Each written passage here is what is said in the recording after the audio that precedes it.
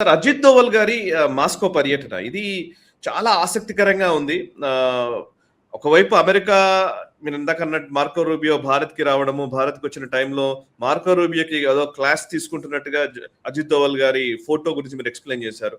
And next వెంటనే అజిత్ దోవల్ గారు మాస్కోకి వెళ్ళారు. అజిత్ దోవల్ గారు మాస్కోకి వెళ్ళడానికి 48 గంటల ముందు ఆఫ్ఘనిస్తాన్ రష్యాకి మధ్య ఒక కీలక ఒప్పందం జరిగింది డిఫెన్స్ కోఆపరేషన్ కి సంబంధించి.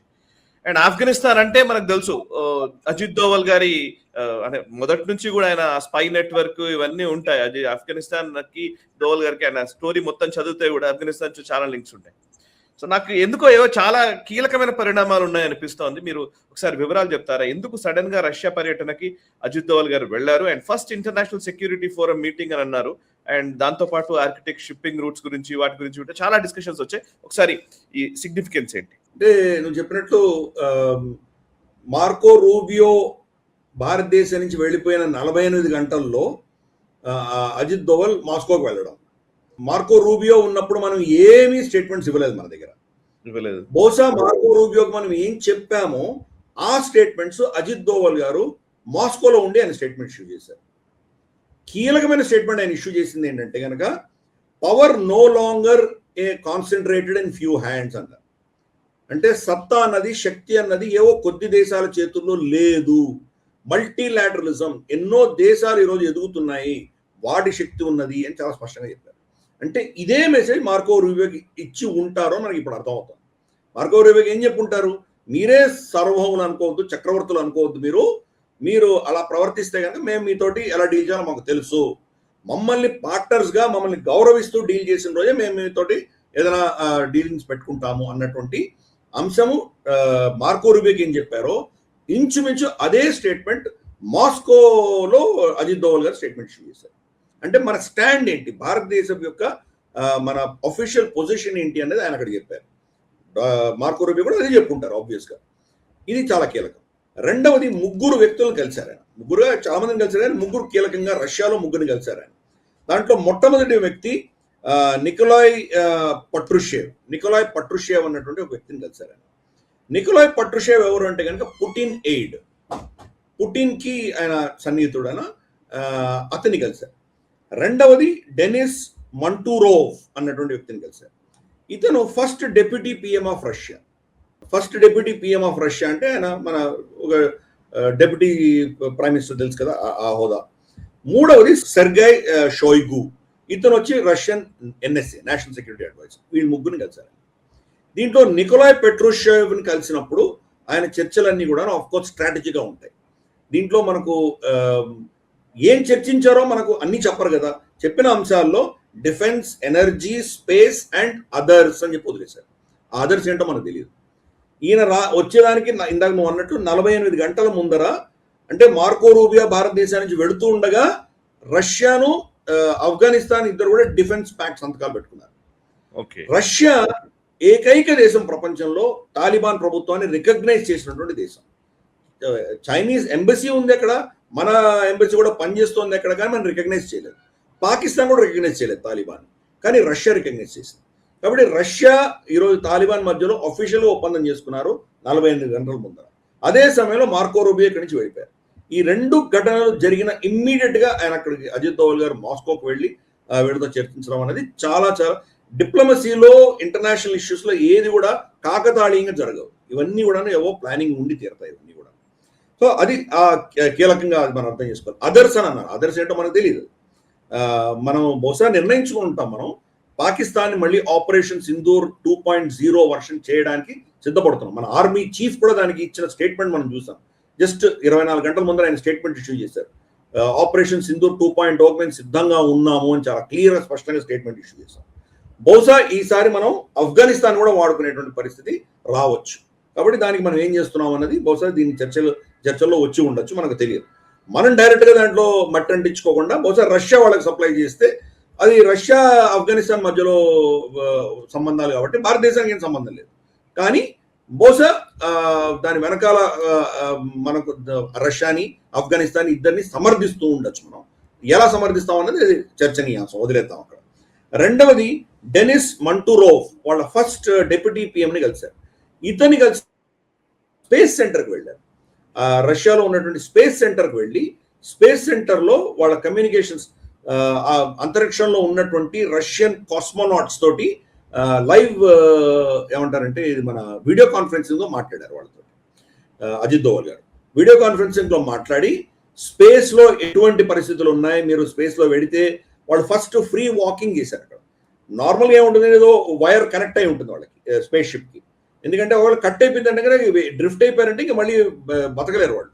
ఎందుకంటే అంతరిక్షంలో గ్రావిటీ ఉండదు కదా, వాళ్ళని ఎలా మళ్ళీ తీసుకురావాలి. బట్ చాలా డేంజరస్. ఏమి టచ్ చేయకుండా ఏది ముట్టుకోకుండా స్పేస్లో స్పేస్ షిప్ బయటకు వచ్చి రిపేర్ చేయడం అక్కడ ఉంటే కనుక చిన్న తప్పిదం జరిగినా వాళ్ళు పర్మనెంట్గా అంతరిక్షంలో వెళ్ళిపోతారు. కాబట్టి అటువంటి పరిస్థితుల్లో మీరు ఎలా ఫీల్ అయ్యారు, దాన్ని ఎలా మేనేజ్ చేశారు, ఇవన్నీ ప్రశ్నలు అడిగారు అజిత్ దోవల్ గారు. జీరో గ్రావిటీలో ఉన్నప్పుడు మీ శరీరంలో ఎటువంటి మార్పులు వస్తాయి ఇవన్నీ అడిగారు. ఎందుకు? ఈరోజు టెక్నాలజీ పరంగా అమెరికా రష్యా కంటే చాలా ముందుకు వెళ్ళిపోయింది స్పేస్ టెక్నాలజీలో. కానీ ఇప్పటికి కూడా స్పేస్ టెక్నాలజీలో మనిషిని అంతరిక్షంలో పంపించే ఉన్న దేశాలలో రష్యా ఈరోజు చాలా కీలకంగా ఉంది. కాబట్టి ఆ టెక్నాలజీ మనకు కావాలి. ఈ రోజు దాకా భారతదేశం మనిషిని పంపించలేదు. చైనా పంపించింది కానీ మనం పంపించలేదు ఇంతవరకు. కాబట్టి ఆ టెక్నాలజీ మనకు కావాలి. అమెరికా మనకి ఇవ్వదు, ఇస్తే కనుక దానికి గొంతెమ్మలు కోరుతారు, గొంతెమ్మ కోరికలు అన్నీ ఉంటాయి. కాబట్టి రష్యాతో మనకు ఈ సంబంధాలు ఉన్నాయి. ప్రతిసారి అమెరికాతోటి మన చర్చలు జరగగానే మనం రష్యాతోటి ఏదో చర్చలు చేస్తున్నాం. అంటే అమెరికాకు మెసేజ్ ఇస్తున్నాం, మీతోటి మా మైత్రి ఏదైతే ఉందో అది రష్యాని పణంగా పెట్టి మేము చేయదలుచుకోలేదు అన్న మెసేజ్ ఇస్తున్నాం. అలాగే రష్యాకి అష్యూరెన్స్ ఇస్తున్నాం, మేము అమెరికాతోటి మైత్రి పెట్టుకున్నంత మాత్రాన మిమ్మల్ని వదిలేస్తామని అనుకోకండి. కాబట్టి డ్యూయల్ మెసేజింగ్ ఇస్తున్నాం. ఇది ఇలా తర్వాత ఇదే సమయంలో ఇంకొక అనౌన్స్మెంట్ కూడా వచ్చింది. రష్యాలో భారత మూలాల నుంచి వెళ్ళినటువంటి విక్రమ్ పునియా అన్నటువంటి ఒక వ్యక్తి అక్కడ ఒక కంపెనీ స్టార్ట్ చేశారు. ఫార్మా సింటెస్ అని చెప్పేసి రష్యాలో రన్ చేస్తున్నారు ఆ కంపెనీ. ఈ కంపెనీ ఆఫ్ఘనిస్తాన్ హెల్త్ మినిస్ట్రీ తోటి ఒప్పందం చేసుకొని వాళ్లకు మందులు, తర్వాత మనకు మెడికల్ సంబంధించిన కిట్స్ అని సప్లై చేయడానికి అతను ఒప్పందం చేసుకున్నాడు. ఇది భారతీయ కంపెనీ, ఒక విధంగా చెప్పాలంటే భారతీయ కంపెనీ అని చెప్పొచ్చు. ఎందుకంటే భారత పాస్పోర్ట్ ఉన్నటువంటి వ్యక్తి కానీ రష్యాలో ఇన్వెస్ట్మెంట్ చేశారు. అతను అక్కడ ఒప్పందం చేసుకున్నాడు. అంటే భారతదేశం మన చేయికి మట్టి అంటకుండా రష్యాను వాడుకొని ఆఫ్ఘనిస్తాన్లో వాళ్ళకి సహాయం చేస్తున్నాము. ఈరోజు ఆఫ్ఘనిస్తాన్లో 70-80% వాళ్ళ మందులన్నీ కూడా పాకిస్తాన్ నుంచి కొనుక్కుంటారు. పాకిస్తాన్ నుంచి కట్ చేశారు. వాళ్ళకు సరిహద్దుల్లో వివాదం వచ్చి యుద్ధం అయిన తర్వాత వాళ్ళు కట్ చేసుకున్నారు. కానీ వాళ్ళ అవసరాలు ఉన్నాయి కదా, అవసరాలు భారతదేశం ఫ్లైట్లో మనం పంపించగలిగినందుకు కొంత లిమిటెడ్ మాత్రమే. ప్లస్ మనకు వాళ్ళకు దౌత్యపరమైనటువంటి సంబంధం లేదు కాబట్టి ఈరోజు రష్యాను వాడుకుంటున్నాం. కాబట్టి అజిత్ దోవల్ గారు ఒక యాక్షన్ ఓరియంటెడ్ మ్యాన్. ఆయన స్పీచ్లు ఇచ్చి ప్రెస్ కాన్ఫరెన్స్ ఇచ్చేటువంటి వ్యక్తి కాదు. ఆయన గ్రౌండ్ లెవెల్లో వర్క్ అవుతాం. క్రమేపీ ఉచ్చు బిగుసుకుంటాం మనకు పాకిస్తాన్ చుట్టూ. రష్యాని మనం ఎక్కడ ఏ అంశాల్లో మనం తీసుకువెళ్ళాలి, అమెరికా యొక్క ఒత్తిడిని తట్టుకుని రష్యాని ఎలా వాడుకోవాలి, ఇవన్నీ కూడా గేమ్ అంతా కూడా చాలా స్పష్టంగా భారతదేశం ఆడుతుంది. దీంట్లో భాగంగానే అజిత్ దోవల్ గారు అక్కడ బిమ్స్టెక్ రాబోతోంది. బిమ్స్టెక్ మీటింగ్ మనకు మన దేశంలో త్వరలో జూన్ నెలలో రాబోతోంది. అంతకంటే ముందరే మియన్మార్ ఫారెన్ మినిస్టర్ కూడా మాస్కోలో కలిశారు. మామూలుగా న్యూస్లో మియన్మార్ ఫారెన్ మినిస్టర్ కలిశారు అని చెప్పి చిన్న స్టేట్మెంట్ ఇచ్చి వదిలేశారు. కానీ అజిత్ దోవల్ గారు కలిశారంటే దానికి ఎంత సెక్యూరిటీ ఇంప్లికేషన్స్ ఉంటాయో అర్థం చేసుకోవచ్చు. మియన్మార్ తో మనకు చాలా అంశాలు ఉన్నాయి. మియన్మార్ తోటి మనకు కాలాదన్ మల్టీ మోడ్ ట్రాన్స్పోర్టేషన్ ఉంది. మనకు India, Myanmar, Thailand road connectivity ఉంది. 3 మనకు రోహింగ్యాల బెడద ఉన్నది, రోహింగ్యాలకు సంబంధించిన అంశాలు ఉన్నాయి. 4 మనకు ఈ కుకీ కచిన్ ఆర్మీ మణిపూర్ ఈ ప్రాంతంలో ఉన్నటువంటి పరిస్థితులు ఉన్నాయి. 5 సరిహద్దు బార్డర్ వేసుకోబోతున్నాము, దానికి మియన్మార్ నుంచి కూడా కొన్ని అబ్జెక్షన్స్ వస్తున్నాయి. ఈ అన్ని అంశాలు అక్కడ చర్చించాం. ఇవన్నీ మనం చెప్పాం కదా, అందుకని అదర్స్ అని చెప్పి వదిలేసాం. నిజంగా ఏం చర్చించామనేది అజిత్ దోవల్ గారు వెళ్తే కనుక ఏం బయటికి రావు, హ్యాండ్ అవుట్సే రావు. కాబట్టి అంత సీరియస్గా ఈ మాస్కో విజిట్ తీసుకువెళ్ళారు.